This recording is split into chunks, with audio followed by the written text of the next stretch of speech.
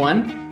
Ooh, welcome to the Fourth Line Podcast, part of Full Press Radio. This is June the 14th, 2021. With you today is myself, Carl, and Stevie Nick. I love being wrong so much, Carl, that I purposefully fudged all those predictions last week. That's how much I love being wrong.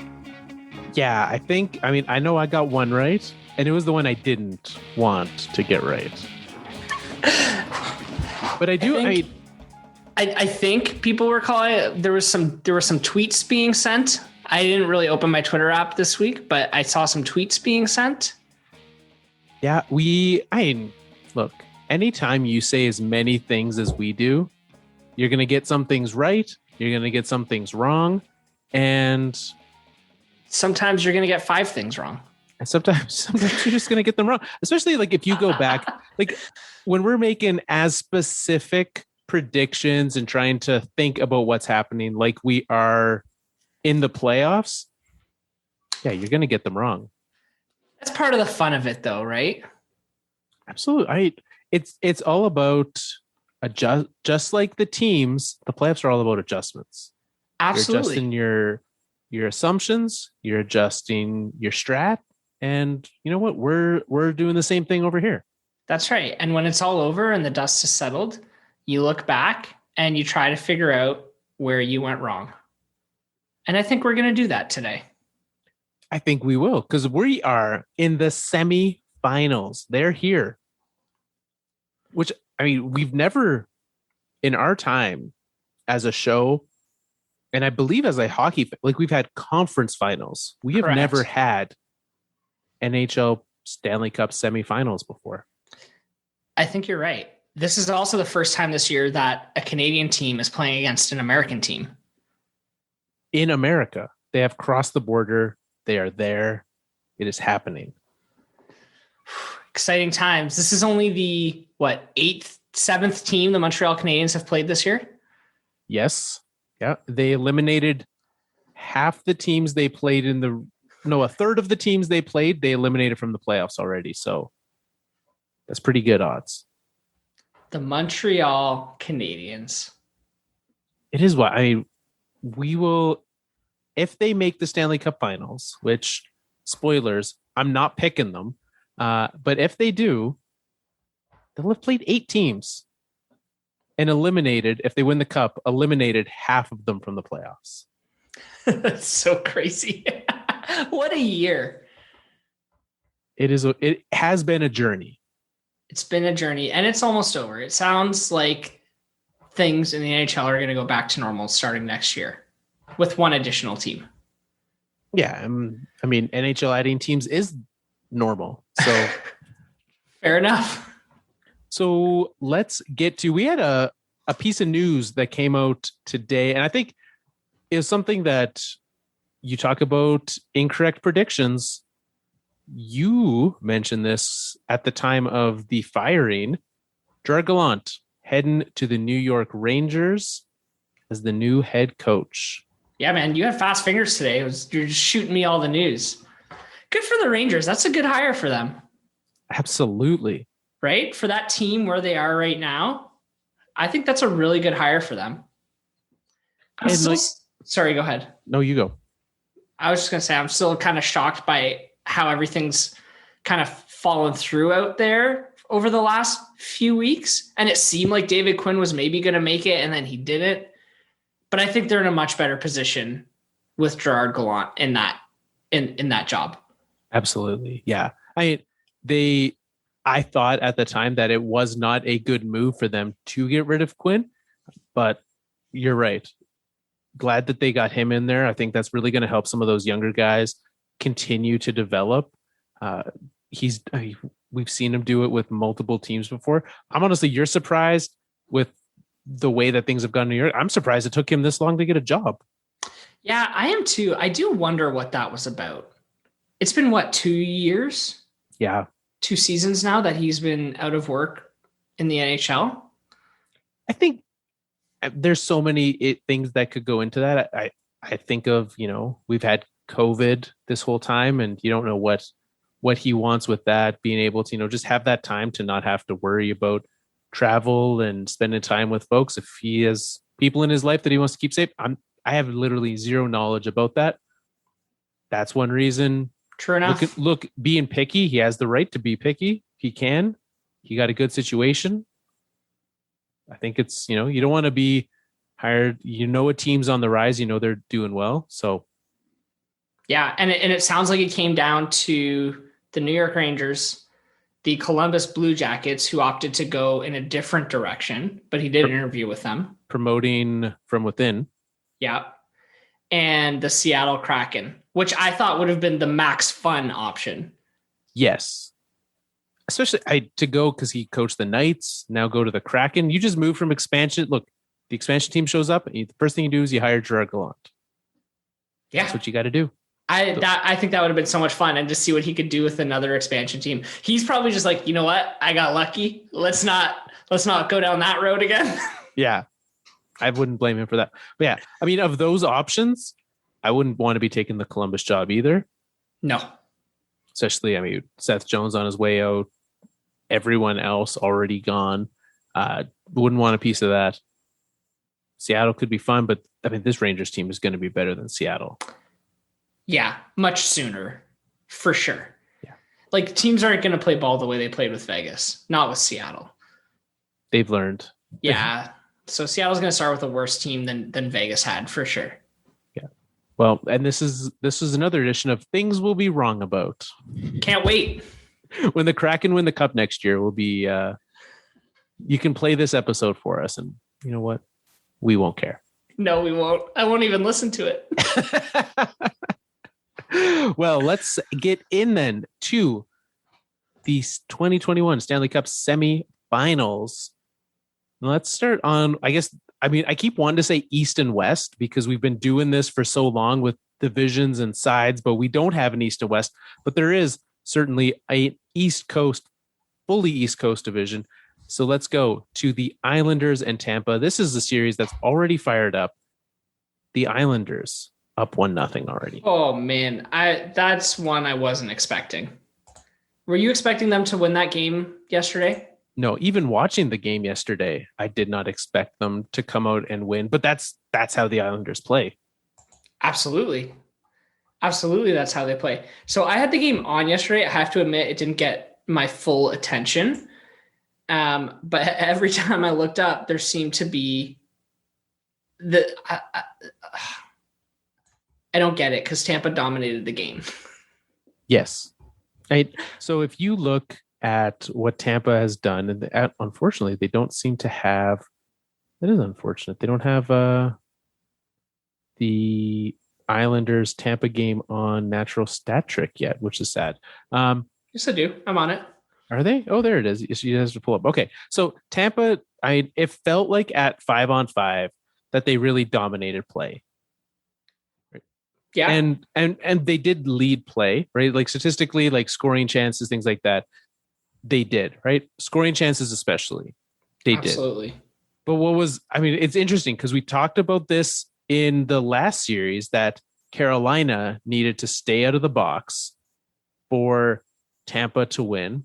Actually, there's two lessons that Tampa should learn from teams that got eliminated last round.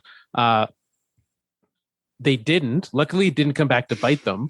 But when you're dominating on 5-on-5 or, maintaining play, holding pressure, putting yourself in the box is not what you want to be doing. Definitely not. So would strongly suggest not doing that. And they took how many penalties yesterday? A few, right? I saw it last I counted, it was 3, but there could have been more. Yeah, stay out of the box. Tampa, by the way, I believe was the most penalized team in the regular season. Yes. So they just crazy. Yeah, you think of that team and you do not think of high penalty teams, but here we are. So there's that. But the thing that led to the most, actually led to goals was the same thing, and we'll get to this. Oh, trust me, we'll get to this. Same thing that led to the demise of the Avalanche was turnovers. But this Islanders team is good with that, right? That's kind of how their system of play is set up to break up the play that way. Yeah. They force those turnovers. Like I don't know. From what I saw, it didn't seem like there were too many unforced turnovers on the Tampa side. I would agree. I mean, it wasn't sloppy, but you need to find a way to stop turning the puck over at the blue line. Like, simple as that. That's going to lead to odd man chances, and you're going to give up more goals than you should. And that's how you're going to take a game that you've dominated play and led the way and then throw it all away very quickly. This is, by the way, a repeat of last year's conference final, isn't it? Yep. So the Islanders they're looking for their revenge. Well, in last year, if you recall, Tampa won that 4-2. 6 games, yeah. Yeah. So, there was some close games, Islanders winning in like overtime, and but this series is from using game one as the example of what we've seen from the Islanders. I mean, the Islanders were able to shut down a very good Boston team and move on. And I definitely think that they will push Tampa. I don't think that Tampa will lose in the same way Boston did, though. No, that Boston team is not the Tampa Bay Lightning. Like let's assume Boston won and we're facing Tampa. Who would you pick? Tampa, right? Like, I think Tampa Bay is too strong, too good of a team for any of their opponents in this round. I honestly think of the remaining teams left, the only one that really stands a chance is Vegas. Oh, for sure. So, good on the Islanders for putting up 2 yesterday and during a game at a really weird time of day. What is with a 3 p.m. start on a Sunday, by the way? I don't understand this league. I mean, you want to avoid what was even on TV last night that we're avoiding? I don't know. The Masked Singer. Was it? Did I miss the Masked Singer? I have no idea. That's like the second time in 3 days I made a reference to that show. I've never seen it before in my life. I also made a reference to the Masked Singer this weekend. I've never watched it. It seems like the dumbest premise for a show ever. Yeah, I don't get it. Anyways, that's beyond the point. Why are you having a 3 o'clock game on a Sunday when nothing else is on? It's like, yeah, I don't know. Anyways, especially in like a time when weather's getting nice and people are hanging out outside.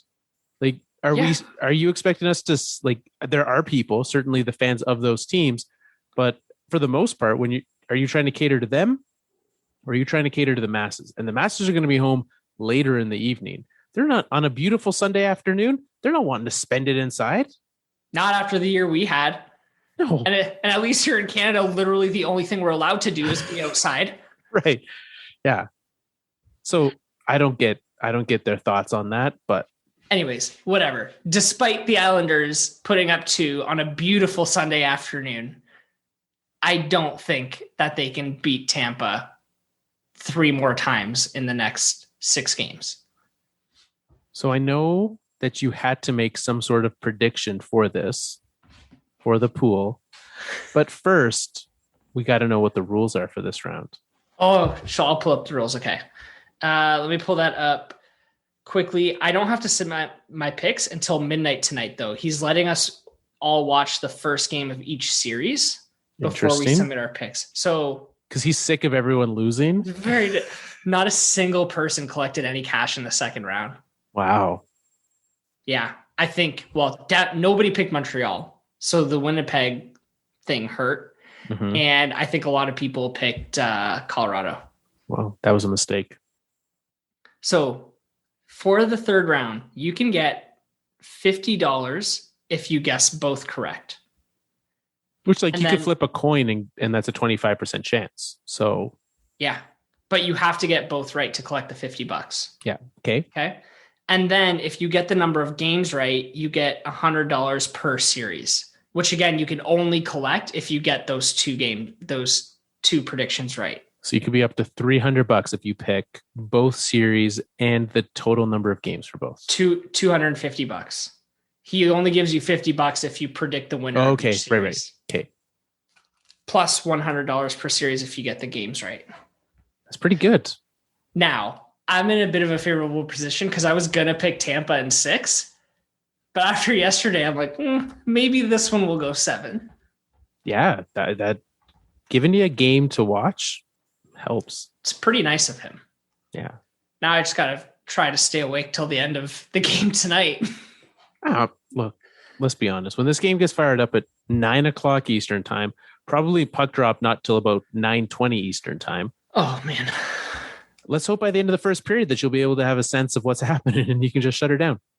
Yeah, I mean, I'm pretty confident in that pick anyways. Yeah, I mean, Montreal's not going to lose a third series. So all that to say, Tampa Bay, I think in 7. Okay. Is what I'm going to submit. I would have joined you in Tampa in 6 originally as well. And just for the sake of difference, I'm going to stick with Tampa in 6. They were close enough yesterday that they can pull this off. Goaltending, if we start goaltending, like Andrei Vasilevsky played a great game. And he's definitely the better goaltender in the series.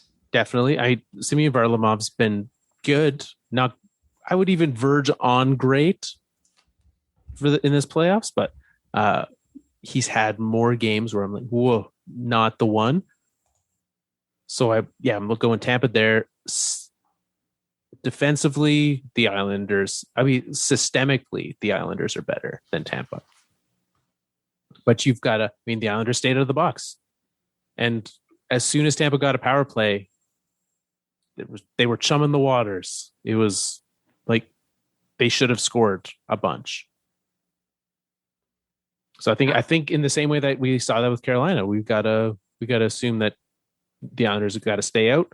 And a Barry Trotz team is very well coached. Not that a Rob Brind'Amour team's not, but Barry Trotz is not going to put up with shenanigans, and that team plays as a whole very well. Yeah, I totally agree. I think the fact of the matter is they're going to take penalties. I think Tampa's a good enough team that they're gonna draw them. It's just a matter of minimizing that for New York, and if they can minimize that, I think they'll last 7 games. Absolutely. Let's take a step back because we need to bid farewell to the Bruins and Hurricanes. Hurricanes and Dougie Hamilton. I mean, Dougie Hamilton's been all over the news this week, starting with his criticism of the Tampa Bay Lightning, claiming, we lost to a team that's $18 million over the salary cap, was his quote. I mean, he's right. It just seems unnecessarily salty when they didn't break the rules.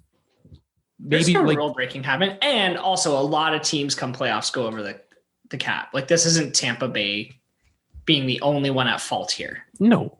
Every team we'll hold this guy out a little bit longer. Sure.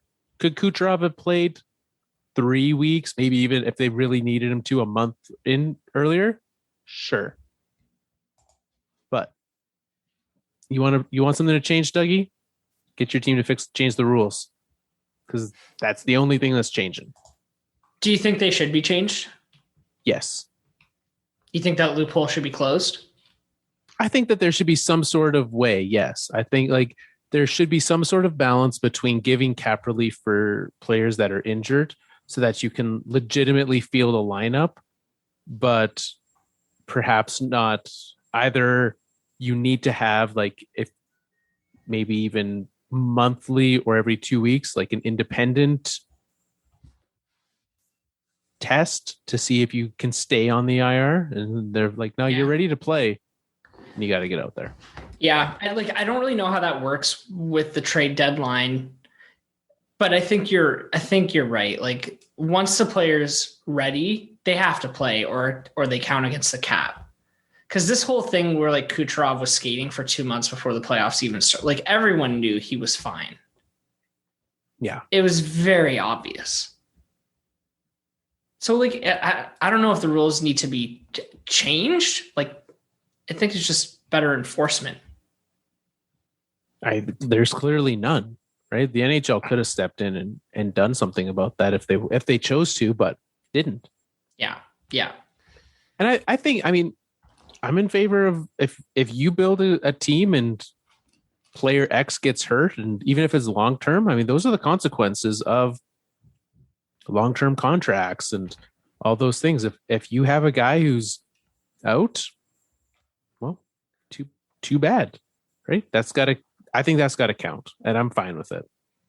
Yeah. Also, you're not the only one.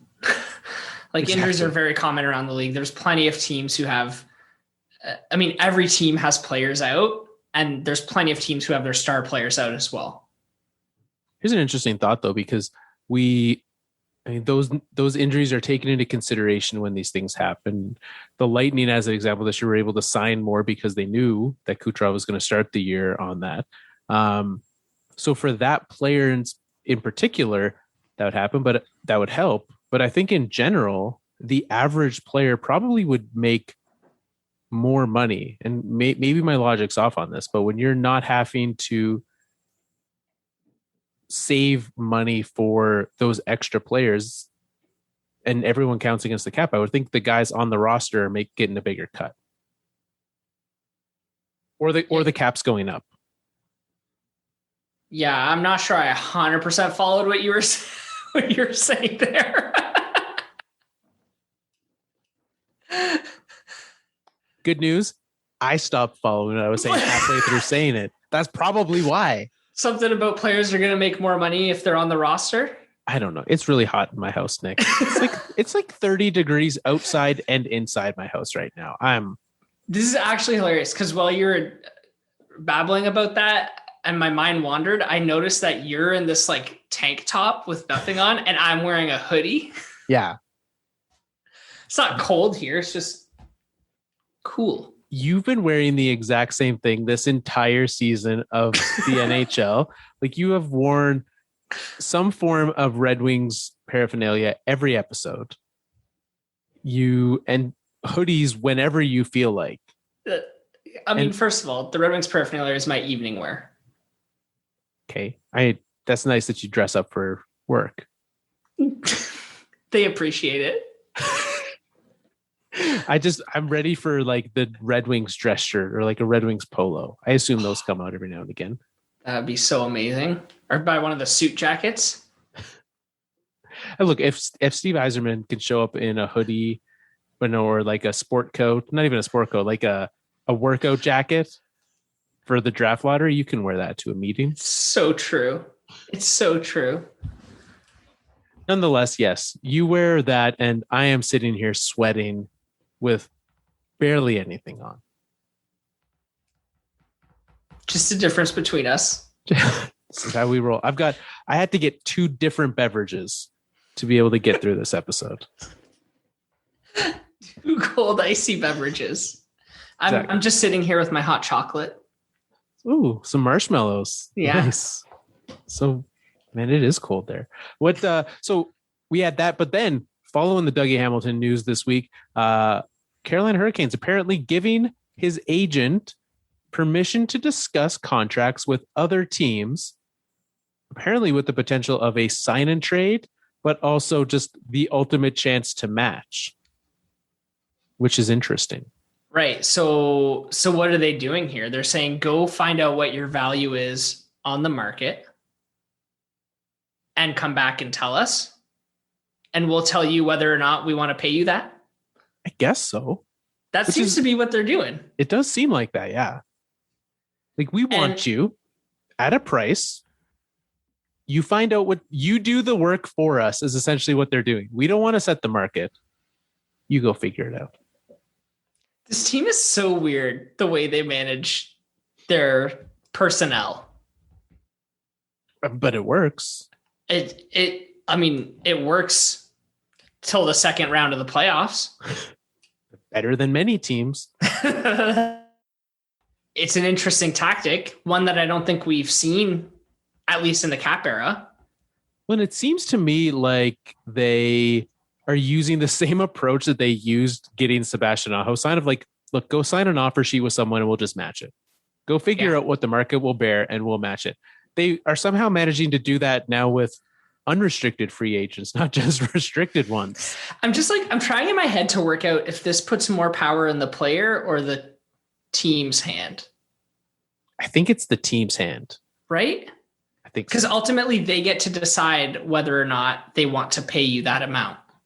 Well, and now you don't have them overpaying because they'll literally just say, hey, we'll match or beat whatever, right? Maybe he gets a better situation. He's like, look, I'd rather go to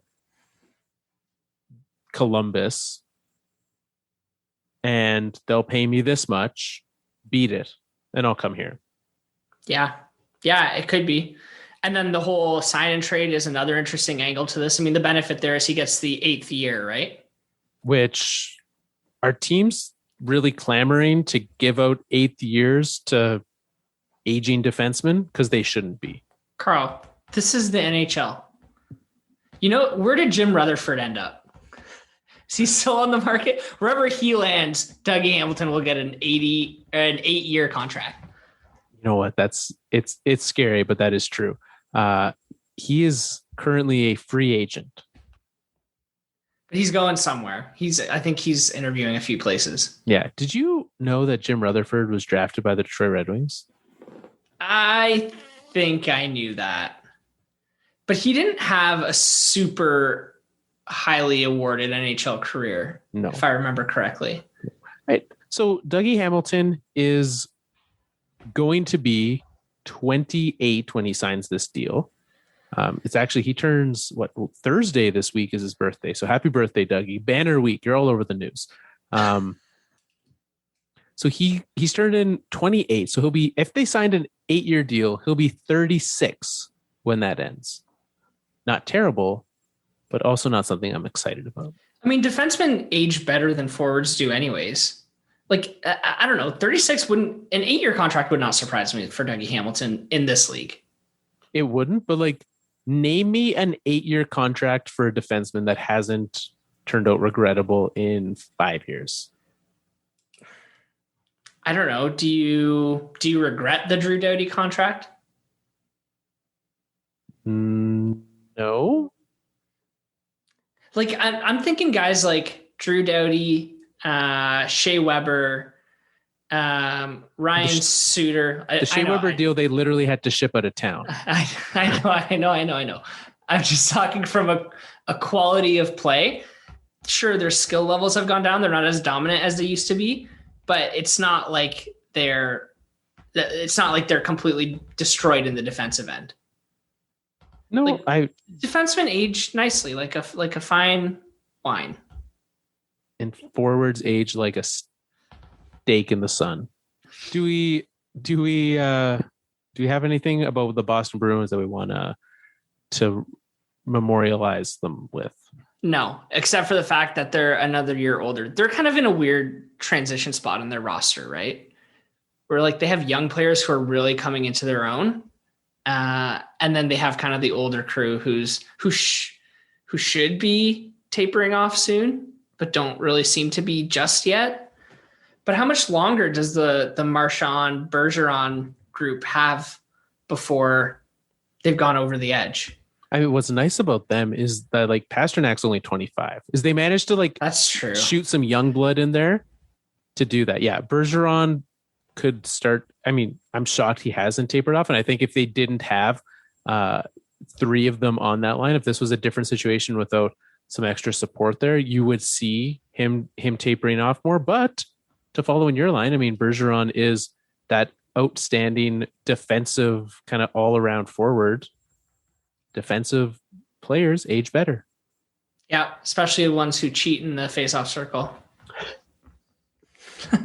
But I mean, they do have, you've got like, you know, Pasternak, Charlie McAvoy, some of those guys. Tuukka Rask, like every player at the end of the playoffs, turns out he was injured. Yeah, he's going to be getting some surgery. But also not signed with this team next year. And that's the biggest question. On Tuukka Rask? Yeah, but I think he'll be back. I don't think Tuukka Rask's going anywhere else. He'll be in Boston for sure. They should tell his agent to go get him a contract somewhere else, and then they'll match it.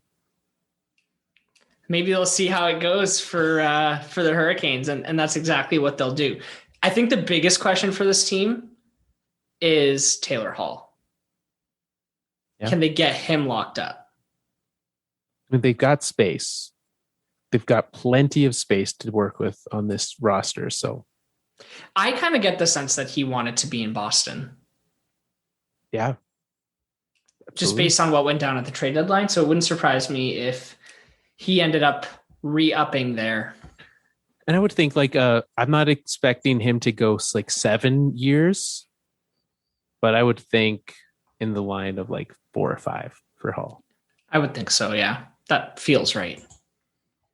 There we go. Welcome to the elimination station, Boston and Carolina. Let's take a break there. We'll be back on the other side looking at the other matchup.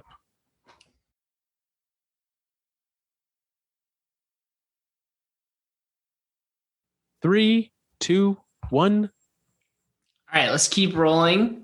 Let's keep rolling with these playoffs. Let's talk about the other semifinal. Yes.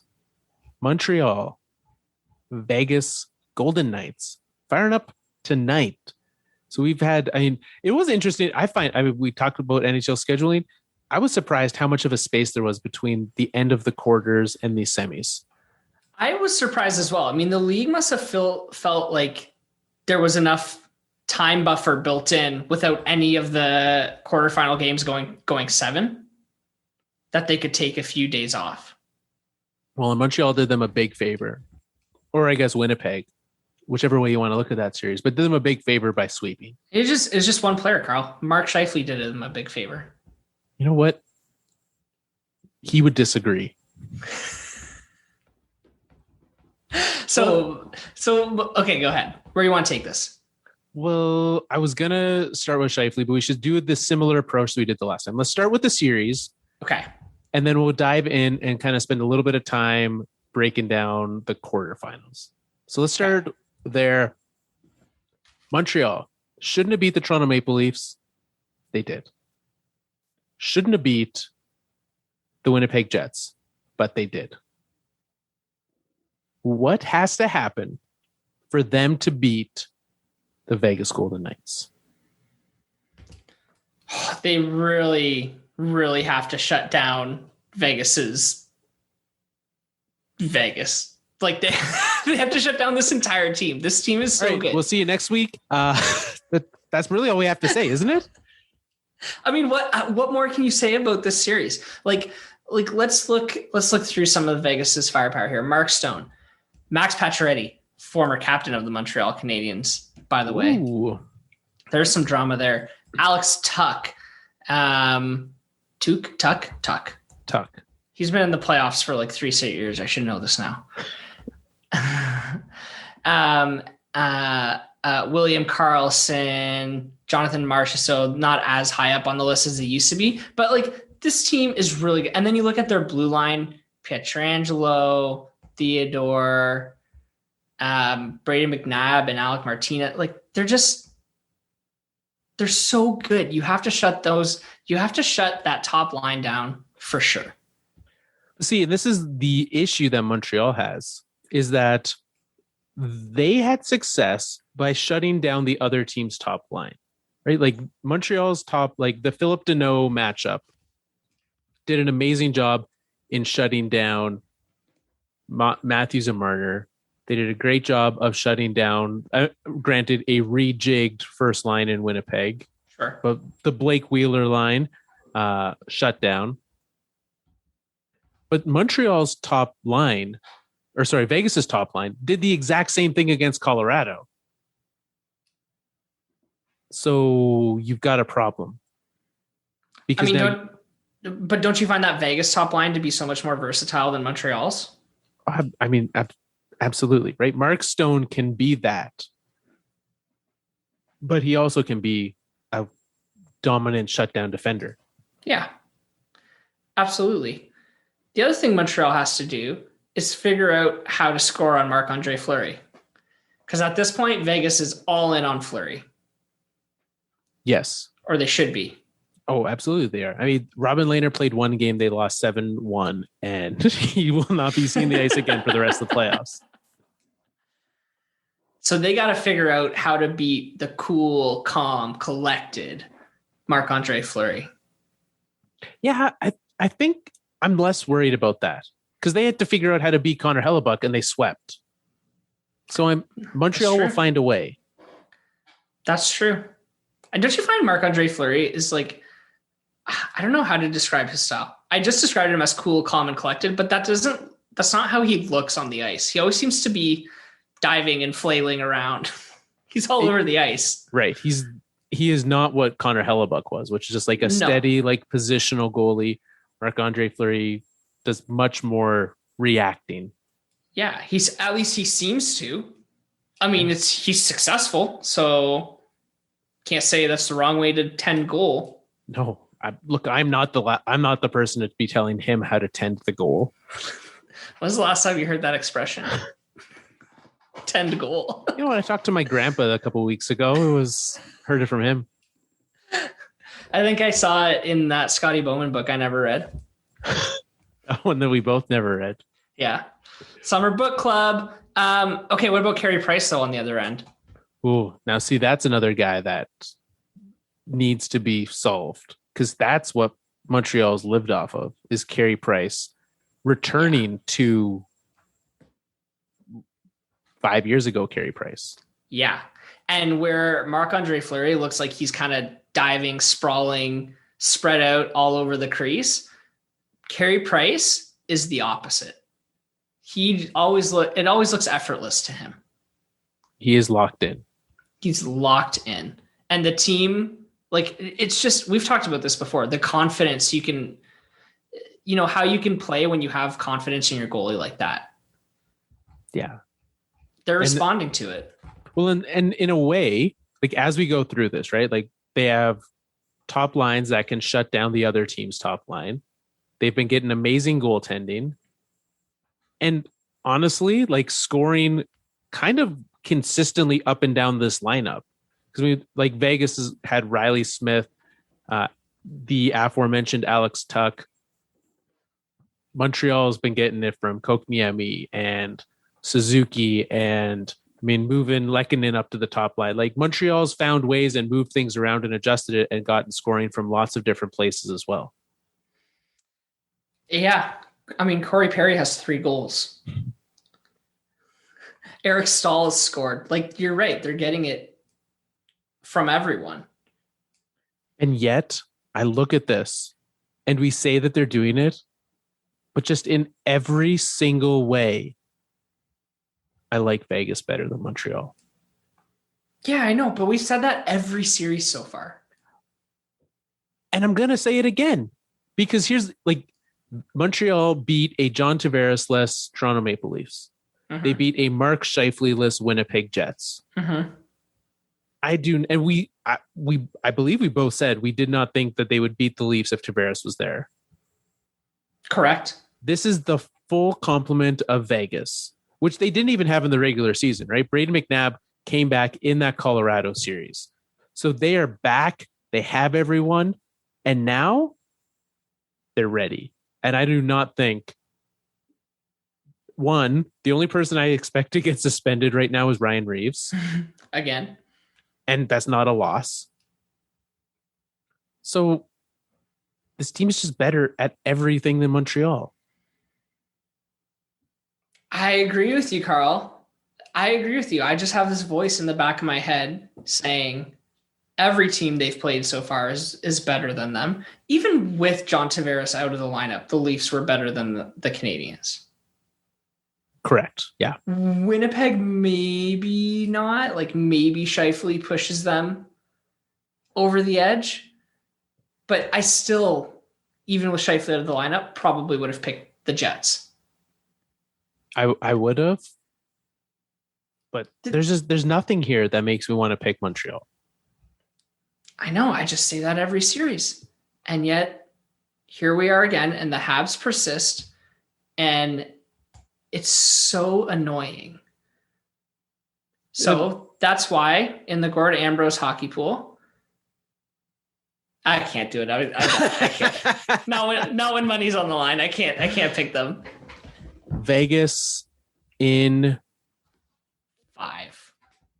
That's what my gut tells me. That's what mine tells me as well. I have until midnight tonight.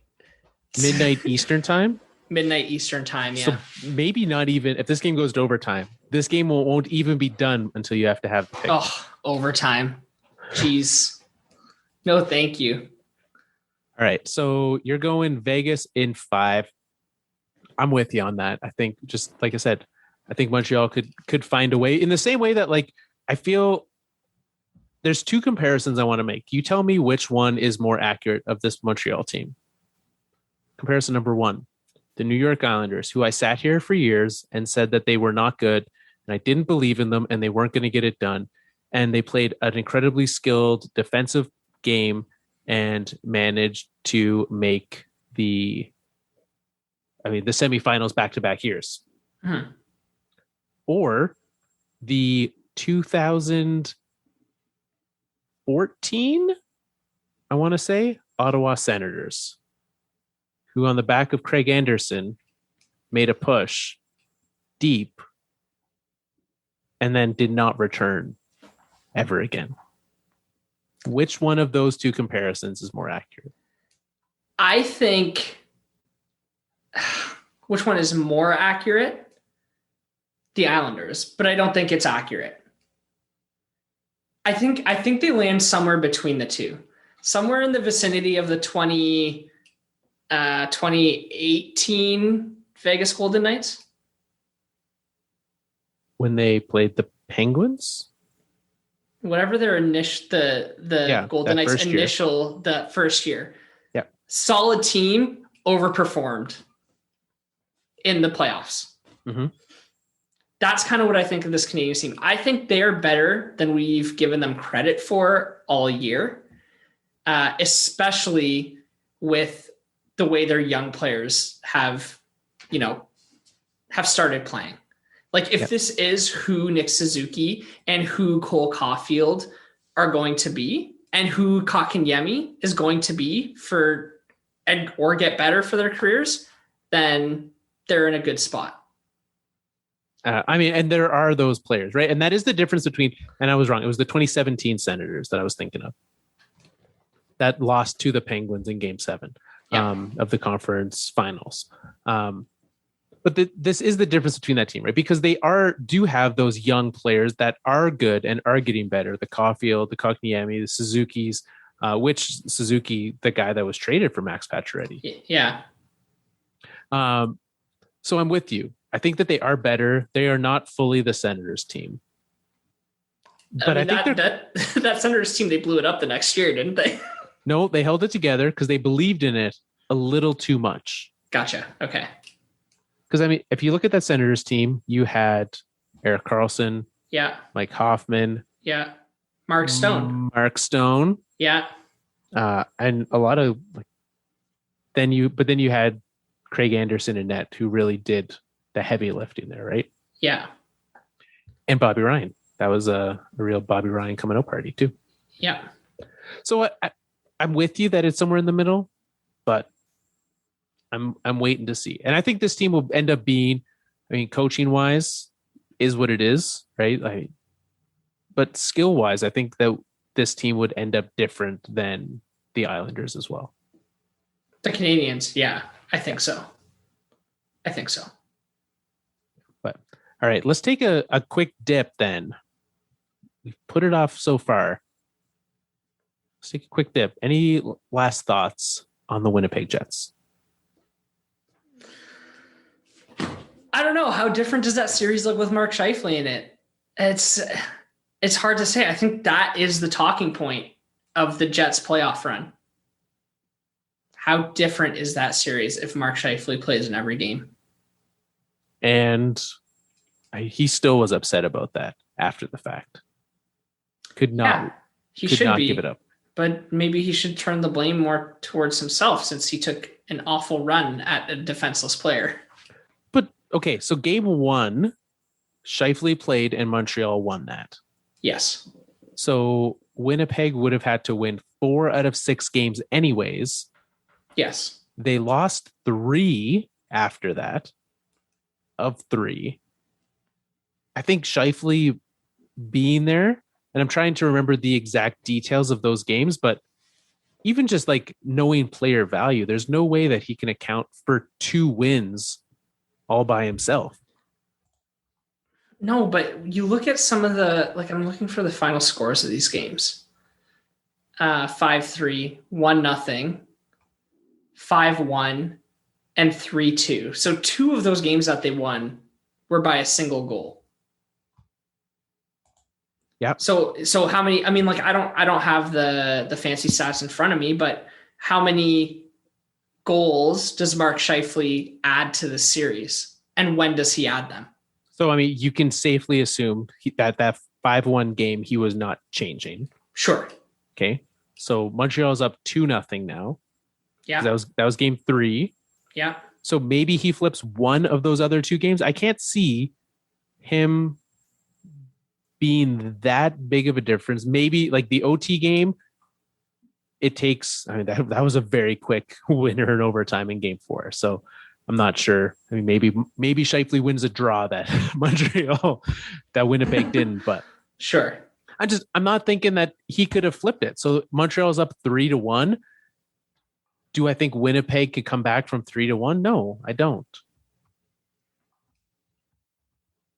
I don't know. I don't know. You make a good argument. I can't remember what I picked Winnipeg in. I think I picked Winnipeg in 6, maybe even 5. No. So I just believe that they could have stolen at least 4 games. Yeah, well, and I think if we're in a situation where Scheifele does make the difference in those 2 close games, then you do see, I mean, it would be a tied up series going into that 5-1 game. Maybe that's not a 5-1 game, right? Maybe Winnipeg's playing differently because they have that confidence instead of being down or not having their best player. So yeah, it could be. I have to say there was one player who I thought was quite invisible on the Jets, and that was Pierre-Luc Dubois, who was supposed to take Scheifele's spot. They were like, look, we need you to step up. And he didn't. Yeah. Which I was surprised by because he was a huge, huge part of Columbus's playoff series and all the success they had over the last 2 years. Exactly. Right. Like he was the best player in the Columbus over the Leafs series. Yeah. In the playoff, not playoff last year. Play in. Yeah. That still counts towards playoff stats. Yeah. Obviously. Doesn't matter. Yeah. Yeah. I was a little surprised by that as well, but having seen him in Winnipeg, that part didn't surprise me. Winnipeg, Pierre-Luc Dubois not showing up, that's on brand. Fair enough. Yeah. All right. So the big one? It's time for us to wrap up another fourth. Record strat. Yeah. What do you want, Nick? I want to know what happened. I want to know how in game 6 of this Colorado Vegas series, I ended up turning off the TV early in the 3rd period because the game and series was over. It was, I mean, the series wasn't. Oh, okay. Yeah, you're right. Game 6. In game 6, yes. I was thinking of game 5. Game 6, I think early in the 3rd, Vegas scored to make it 5-3. Yeah. And it was done. And at that point, I just knew it was done. So there's a few things. Colorado had a very, very, very sloppy time, which they have been prone to in the past. But you are also able to make up for a lot of mistakes when you're as quick as some of the guys on this team are. Unfortunately, Vegas is also very fast. So there was that. I mean, they in no way did Colorado deserve to win this series. The fact that it went to 6 games is amazing to me. Thank you for playing Robin Lehner and throwing up a dud in game 1. This is the only way that this wasn't embarrassing. They should have lost in 5. They should have been swept. this Winnipeg was closer to Montreal was than Colorado was to Vegas at the end of this thing. It was ridiculous how awful they looked. Yeah. Getting up in game 6, having the lead, and then giving it up, 30 seconds later, you score, you go up 1-0 early in the game. You're ready, you're coming back. The series isn't done yet. Then you give that very quick one up the other end. At that moment, you waited till the third period. At that moment, I knew it was done. Yeah, I mean, and we all sat here all year and we praised Colorado's depth. And it just felt like this depth didn't show up in this series. No, I mean, the only depth that showed up literally just got promoted to the top line. Brandon Saad managed to have an amazing series, and he took Landeskog's spot on that top line and was still the only person. Like, somehow Brandon Saad on Nathan McKinnon's line is outperforming him. What are you doing?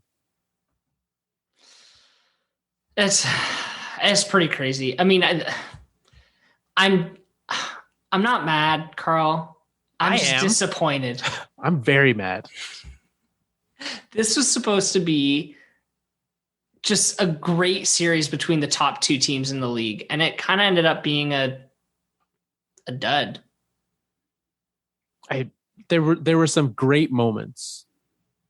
As an outsider, how did you enjoy Game 6? You know what? Game 6, I thought was actually, it was a fun game. I thought most of the, it was exciting. It was close right up until that point in the third period. Yep. I thought it was back and forth. So I thought it was an exciting game. I was into it. Yeah. I mean, I was nervous. I was on the edge of my seat. I also assumed that they would lose. And so I just wasn't at that point in time. I was not upset about it. I was like, you don't deserve to win. So I'm not, you don't seem to care on the ice. Why should I care off the ice? But now I sit here and I've stewed on it for a few days. And I there's players who didn't show up. Player number 1 who didn't show up freaking got suspended for 8 games. Yeah. And Leafs fans are well aware of the frustration of Nazem Kadri getting suspended. Yeah. And not showing up. But the way that Vegas took that series over physically, to be able to have a scoring player who can play that physical game on a second line would have been real nice. What do you do with that? Like, what do you do with Kadri? There's nothing you can do. You use him at the cost he's at, right? $4 million for him, 1 year left on that deal. You're not trading him. You're not giving him away because he's good when he's there. And you just have to coach him up every time he steps on the ice, apparently. That's rough. That's so frustrating. So all that being said, the dust is settled on this, or is settling. How are you feeling about this team? Are you still feeling positive? There's still lots of great things about this team. Gabe Landeskog wants to come back. He's a free agent. He wants to come back. He'll take a deal, right? I mean, I would assume so. He's the captain of the team. He is invested in this roster. Philip Grubauer, I would be surprised if he didn't come back as well. They need to sign him. Vezina finalist, right? Yep. So, and other than that, a lot of this team is is on lockdown. Like, it's those two, and that's really it of what needs to be done with this roster. So we know that there's going to be some sort of Joe Sakic tweak this offseason. He's going to make a move. He's going to make a trade. He's probably going to win it. We're probably going to laugh at the other team, and I'm going to feel good about it. He did it last year with the Blackhawks, giving them Nikita Zaitsev, or not Zaitsev, Zadorov. That's how little I care about him now. I can't remember his last name. It's that other Nikita defenseman. We gave them Zadorov, and they gave us Brandon Saad. The year before, we gave them Tyson Barrie, and they gave us Nazem Kadri. So I guess the question becomes, who's the mediocre defenseman we're giving away to get a much better forward back? I'm not sure we have many mediocre defensemen left on this team. I was going to say, you guys have one of the best blue lines in the league. So let's see what Erik Johnson can do. I'm not sure if we can find a taker for him, but hey, if we could find a taker for Erik Johnson so we don't, and he could waive his no trade clause, that would be a win this offseason for me. All right. The Sakic watch is on. So that's really it. This team is young. This team is good. They came against a team that literally tied them. Sure, they were the President's Trophies, but they were tied with Vegas. Like these are the two best teams in the league going at it. Sure, it didn't feel like they forced 6 games, but they did. They won 2 of 4 or 2 of 6 against another very, very good team. One of the better teams in the league. There's nothing to be embarrassed, like overly embarrassed about. And this is now I'm back to what I told myself last week. So thank you for talking me off the ledge unintentionally. What do you mean unintentionally? You're so good. So, they're good. They've got, we can bring Will Byram up next year and get him getting a bigger role on this team. Offensively, Shane Bowers is a guy who I'm interested in to see what he can pull off. If there's anything for him to pull off, and you know what? The core of this team is great. It's all about depth right now. Bring back Landeskog, bring back Grubauer. Let's roll. Well, they just got to they got to keep at it, right? Like you got to have confidence. You can't constantly be making tweaks all the time. The playoffs are a bit of a crapshoot. Luck can really swing series lots of different ways. If you truly believe in the roster that you've built, you just got to keep icing it. It worked for the Capitals. It worked for the Lightning. And those are the 2 most recent examples that I can think of off the top of my head, but I'm sure it's worked for many more teams than just those 2. Oh, absolutely. You've got teams all the time that are knocking on the door, and then they get a chance. And then you've got teams like the San Jose Sharks that knocked on the door for years and never pulled it off. Couldn't. Yeah, absolutely. So I'd like to be the Lightning and not the Sharks. And I'd like to think that Joe Sakic wouldn't sign a bunch of defensemen to 8-year contracts. So we're fine. Good. So I'm all right. We'll figure it out. You're all right. Good. I'm glad you're processing all of this. Like in real time. It was quite the journey. You started very angry and you ended off being, we're all right. We're all right. In all honesty, I'm a little bit sad now. It's just, I don't know why I ended up there. Just wish they could have been better. But also maybe I thought about the fact that Landeskog and Grubauer might not come back, and then I'm worried about this team. So, okay, well, let's not go back into that territory. We got you to a place where you're okay. So let's keep the show moving along. All right. With these 4 teams that are left, you picked Tampa and Vegas to win their series. Who do you think is going to win a Vegas-Tampa Stanley Cup? Oh, man. I don't know. I wasn't prepared to answer this question. My brain tells me Tampa, but my heart wants Vegas. What does your body want? My body wants... I don't know. I can't think of anything clever to say. That's probably for the best. Although, think of the chaos if Montreal is the first Canadian team to win the Stanley Cup since Montreal in 1993.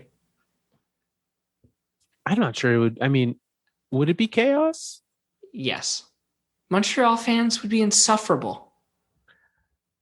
I've got a lot of them in my life, and I'm well aware of how insufferable they are right now.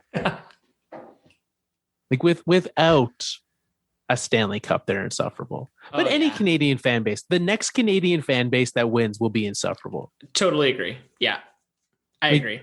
I think we can all be grateful it's not Toronto. Can you imagine? No. All of that 54 years of pent up waiting. No. Although, did you see, sorry, I know we have to wrap up soon, but did you see that the CN Tower lit up its colors for the Montreal Canadiens. Yeah. As Canada's team. Bold. That's really bold.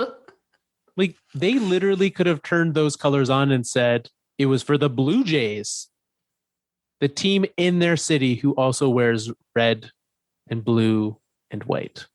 They also could have just not done those colors. Like, it does literally every color.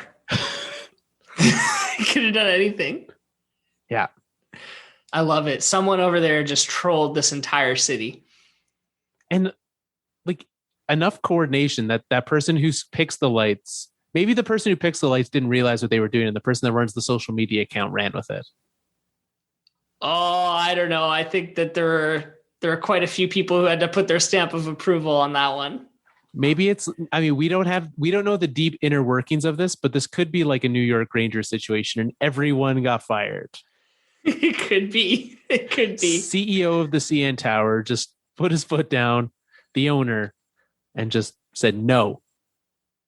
Yep. He had to move out of that glass floor office that he has. Who do you know who owns the CN Tower? Is it owned by the city? No, I think their headquarters are actually in Montreal. It's a federal monument. So I think, however the inner workings of all that works, it quote unquote reports into the federal branch of government. Interesting. Okay. So my personal pet theory, because Justin Trudeau, our prime minister, is a huge Montreal Canadiens fan, I think this is all his doing. Interesting. We'll leave that at that. We will. We should probably leave the show at that. Yes. We're going to wait a week. We got some math and calculations to do to wrap up our last round of high-low sticking. So we're going to do that. Maybe once we get that sorted out in the next week, we'll be there. But while you wait, you can head on over to our Twitter at Fourth Line Podcast with the number 4 and pick the over or under for each game of the playoffs. You can almost guarantee the line is going to be 5.5. But we'll find out for you. We'll tell you, you pick over or under that amount for each game of the playoffs. And if you are correct, you will get amazing prizes from the great folks at the store next door, where they are taking reclaimed and unused hockey products and turning it into fantastic household items. They've got furniture, they've got clocks, they've got tables, they have everything you might want. And if you want something, you're like, you know what, I'd really like this made out of hockey sticks, they can do that for you too. Head on over to their website or their Twitter, TSNDS.